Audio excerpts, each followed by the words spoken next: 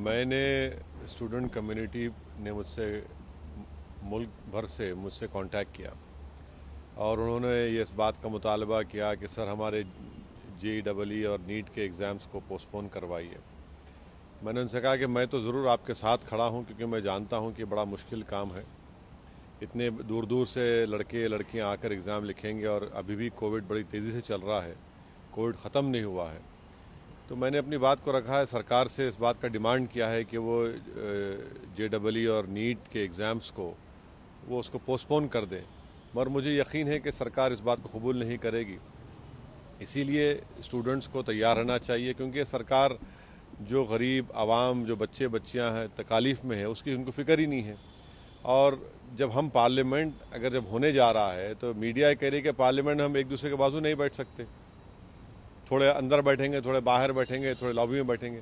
भाई जब MPs एक साथ नहीं बैठ सकते तो फिर कैसे आप इन बच्चों को एग्ज़ाम लिखाएंगे?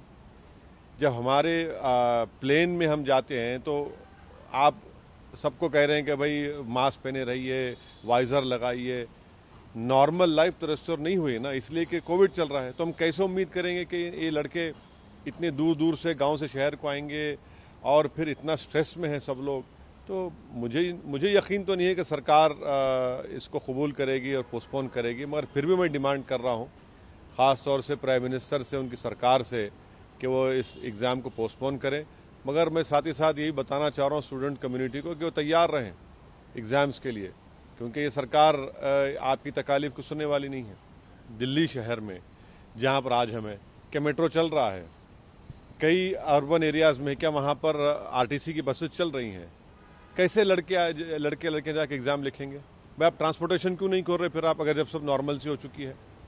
तो ये तो समझने की ज़रूरत है ना कि जो एग्ज़ाम लिखने वाले जो ज़्यादातर लोग हैं वो गरीब परिवार से आते हैं और उनके लिए तो बड़ा मुश्किल काम होगा। भाई आज इनकी आप बहुत बड़ा रिस्क ले रहे हैं और एक मेंटल उन पर स्ट्रेस होगा, फिर उनको कई जगह पर उनको रात में सफ़र करना पड़ता, कहाँ पर ठहरेंगे, क्या खाएंगे वो लोग? तो ये चीज़ें सरकार को सोचना चाहिए। भाई नॉर्मल से अगर आप रेस्टोर करना चाह रहे हैं तो उसके कई तरीके हैं, मगर ये तरीका नहीं है कि आप अपने बच्चों को भिजा दें। क्या पूरी तरह से लॉकडाउन ख़त्म हो चुका है? आज भी लॉकडाउन के रेस्ट्रिक्शंस हैं, आज भी सब चीज़ें हैं। किसी पार्टी के अंदरूनी मामलात में मुझे शौक़ नहीं है कि उनके पार्टी में, किसी पार्टी में कुछ होता है तो उनके इंटरनल मैटर्स पर कुछ तबसरा करूँ, कमेंट करूँ। मगर जब ग़ुलाम नबी आज़ाद साहब जो पिछले 45 साल से कांग्रेस पार्टी से वाबस्ता हैं, वो हर बार जब कभी हैदराबाद आते तो मुझ पर और मेरी पार्टी पर इल्ज़ाम लगाते कि आप BJP का साथ दे रहे हैं, BJP की B टीम है। आज उन्हीं के पार्टी के राहुल गांधी ने उन पर यह कहा है कि आपने लेटर पर साइन करके, लेटर लिख कर आपने BJP का साथ दिया। तो अब ग़ुलाम नबी साहब को ये सोचना पड़ेगा कि BJP का साथ तो वो दे रहे हैं, जब उनके लीडर राहुल गांधी उनसे कह रहे हैं कि भाई आप तो BJP का साथ दे रहे हैं। और ख़ुद ग़ुलाम नबी ने मीडिया के सामने आकर मीडिया से कहा और सारी दुनिया से कहा कि अगर मैं BJP से मिला हूं तो मैं इस्तीफ़ा देने तैयार हूं। तो ये बात ये साबित हो चुकी है कि अगर आप कांग्रेस पार्टी का अपोज करते हैं, जैसा मैं कर रहा हूं, मैं BJP का भी अपोज कर रहा हूं, मगर क्योंकि मैं कांग्रेस पार्टी का अपोज कर रहा हूं तो कांग्रेस पार्टी मुझे B टीम कहती है, और उन्हीं की पार्टी में अगर कोई उनकी लीडरशिप को अपोज करता है तो उनको BJP से मिलाया जाता है। तो ये तो सोचना पड़ेगा उन मुस्लिम लीडर्स को जो कांग्रेस पार्टी में अपना वक्त ज़ाय कर रहे हैं कि भाई आज आप पर इल्ज़ाम लग रहा है कि आप BJP का साथ दे रहे हैं, तो कब तक आप ये ग़ुलामी करते रहेंगे कांग्रेस की लीडरशिप की? विकल्प उस वक्त निकलेगा जब आप ये ग़ुलामी की जंजीरों को तोड़ेंगे। विकल्प उस वक्त निकलेगा जब आप अपने मुक़द्दर के फ़ैसले खुद करेंगे।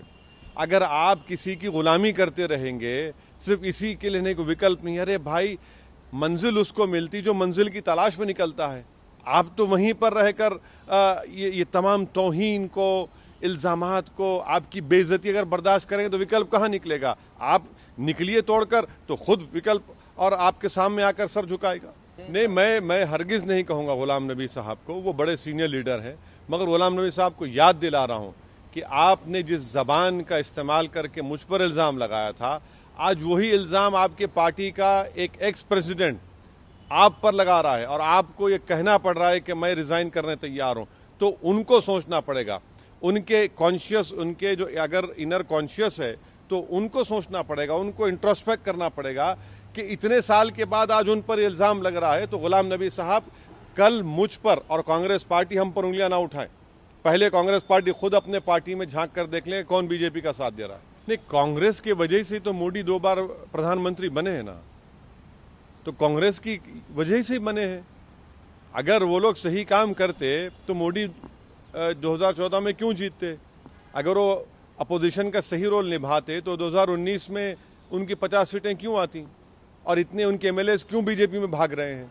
तो इनकी कमजोरी है, इनकी गलती है, जिसका रास फायदा बीजेपी को मिल रहा है।